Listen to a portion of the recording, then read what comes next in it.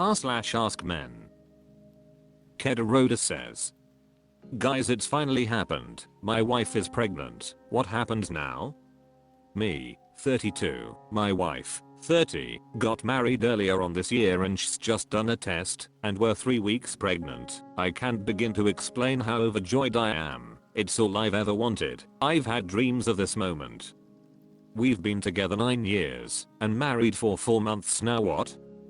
I've started to overthink things already, and I know it's very early. I don't want to get ahead of myself until we're past the 12-week scan.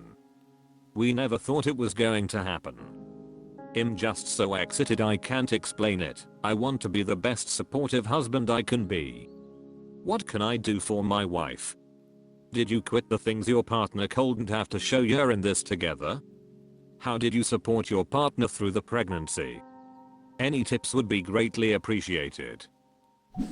Primary Afternoon 46 says, yeah, I don't drink anyways. Really, so no issue not doing it in front of my wife.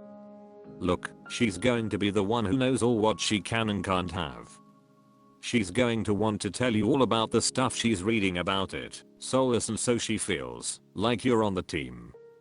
It's going to be tiring for everyone later, so enjoy the first 6 months. My wife's due date for our third is next Tuesday, so I'm living what I'm talking about. Comfortable Wish 192 says, as a woman I second this entirely. Being heard and able to share your excitement is really key. CRXBLCL says, not just excitement. My wife is more anxious about the pregnancy than your typical happy. Don't get me wrong, we wanted to have a child, but all of the feelings are foreign to her, and she is definitely educating herself. She just has a different approach, and that's valid. Listen to your partner, but try not to force your feelings or excitement on her.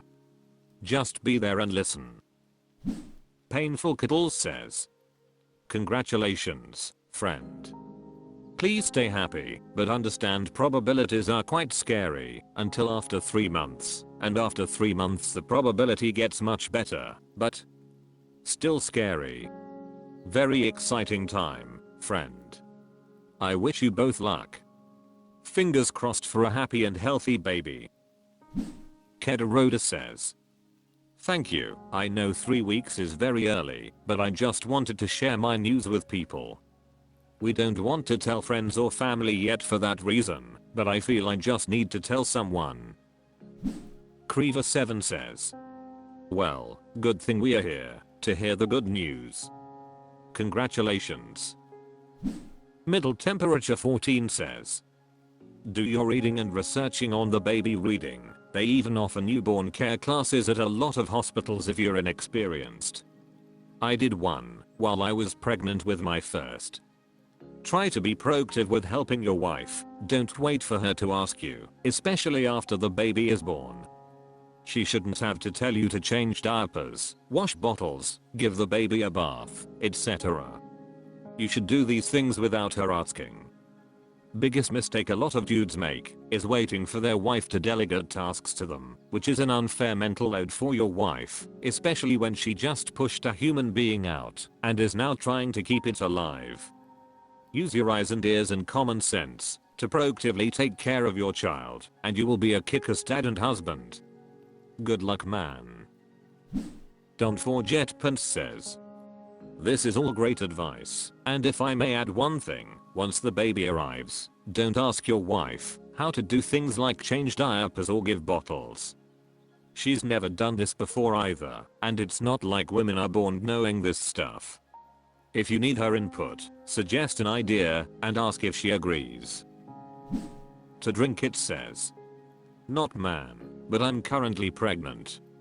I didn't care if my husband drank or did things that I couldn't. Depends on the woman probably though. It depends on her symptoms, but I was out of commission for about 8 weeks, fatigue and couldn't keep food down. My husband was able to pick up the slack during that time, which I appreciated. So, just as a heads up, that might happen. Eddie Amiza says, here are some rules I set for myself when entering fatherhood that have helped me maintain and even deepen and improve my relationship with my wife. 1. You're the family's safety net. No matter how hard things seem for you, I promise it's harder for your wife. This isn't misandry, it's biology. The amount of hormonal and physical roller coasters your wife is about to go through both during and after pregnancy is unimaginable. Always treat your wife with grace no matter what, and be strong for your wife and child. 2. No one else is going to take care of you, make sure you do. Your wife's primary focus is going to be on taking care of herself and the child. Your primary focus needs to be first and foremost in taking care of yourself so that you can stay strong and take care of your wife and child. This means my priority looks something like 1. The minimum self-care I can afford to make sure I don't get sick or burn out. 2. Anything my wife or daughter needs. 3. Self-care I can spare after #1 and #2 are met. 3. Over communicate. No matter how small a thought gets caught. r/AskMen. Edward Bliss says, how common to have the title of Godfather forced upon you. I sort of had it thrust upon me in my 20s without even asking, and now I'm supposed to have a bond with someone I see once every 15 years. I4WTF says, it sounds almost like an offer you can't refuse. Primary Afternoon 46 says, if you're not religious, it's just a thing people say. Telrim1 says, only when I'm asked for a favor on the day of my daughter's wedding. One generic username says, it insists upon itself. Beverly Doe says, I always thought godfather/mother is someone that raises you if your parents end up passing away before you're of age to care for yourself. Big Cherry 08 says, being bestowed the title of Godfather unexpectedly is like being handed a script for a role you never auditioned for. It's surprising, a bit daunting, and leaves you wondering, do I even know my lines? It's not exactly common, but it definitely happens, especially in close-knit families or communities, where the role is seen as a great honor. The expectation that you instantly form a deep bond with your godchild can feel pretty overwhelming, especially when you see them less frequently than you get a haircut. It's like, hey, remember me? No? I'm supposedly your spiritual guide. Navigating this role, when it's thrust upon you, requires a blend of diplomacy and honesty. It's perfectly okay to discuss your role and involvement with the child's parents to set realistic expectations.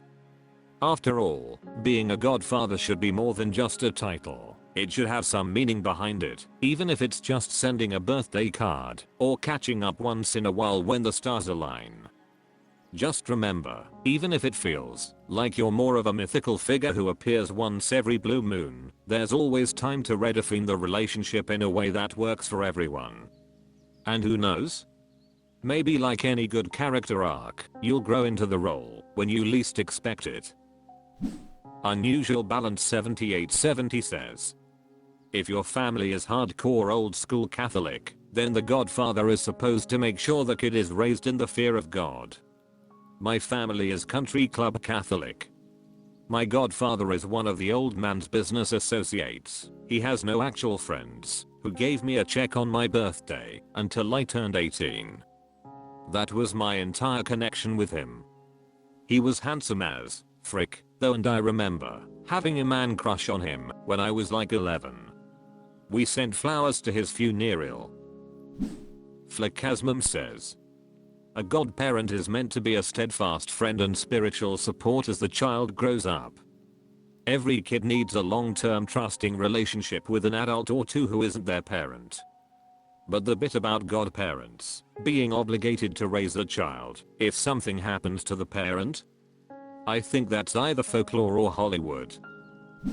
Apeliad says, I was asked to be a godfather when I was 14. I said sure. That was about it. Miserable Bug 5671 says, you were an adult and had it forced upon you. Adicus says, I didn't even know I had a godfather until I was 16 or 17. I met him once, and after he introduced himself and told me he was my godfather, I never heard from him again.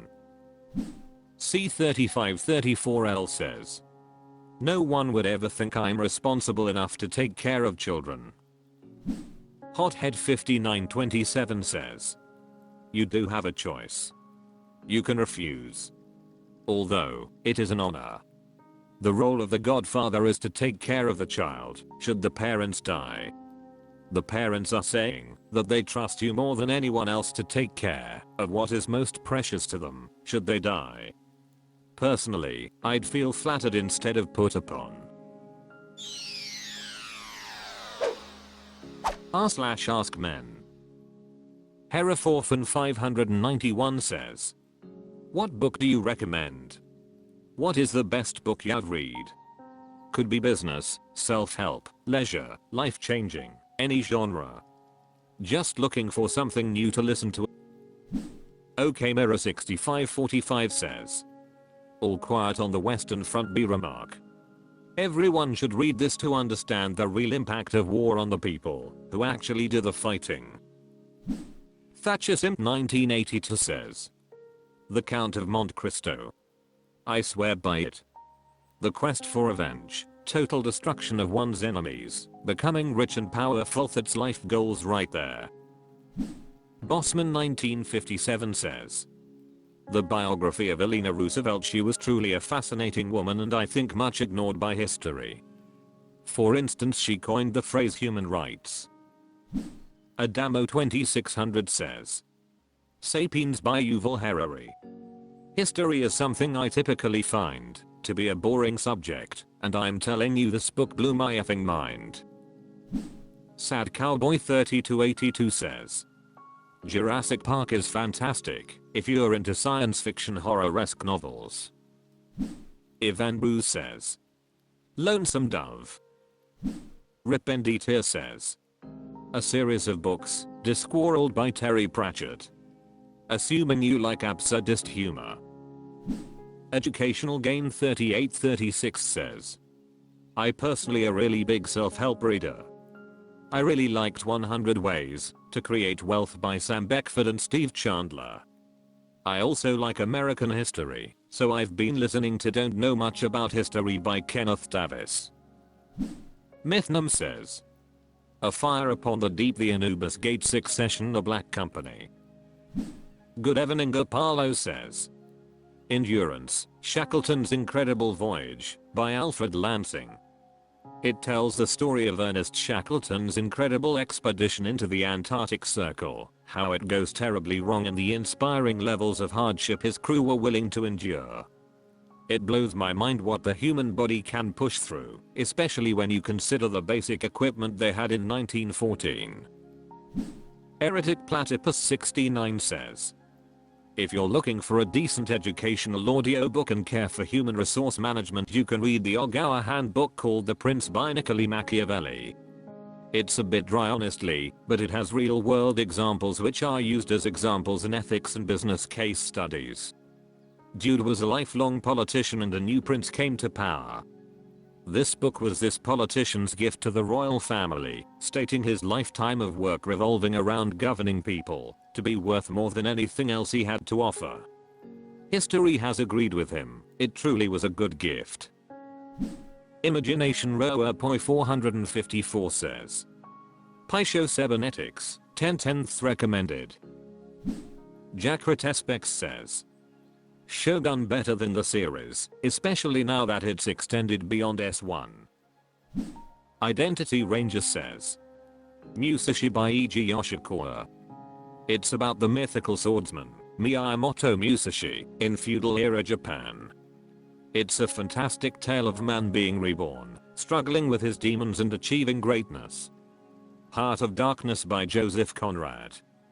Not necessarily something to listen to, since it's only about 160 pages long, and it does often wax poetic, so it's not a straightforward narrative. But it's a harrowing portrayal of both its setting, colonial era Africa, as well as its timeless themes, madness, man's callousness and search for meaning, reaching beyond one's grasp. It's a hugely influential classic that's been retold numerous times, most famously in Apocalypse Now, the first Law trilogy and its follow-ups by Joe Abercrombie. If you're into fantasy at all, these are some of the best books in the genre of the century. Rich characters, visceral action, a compelling twist on classic fantasy tropes, it's great all around.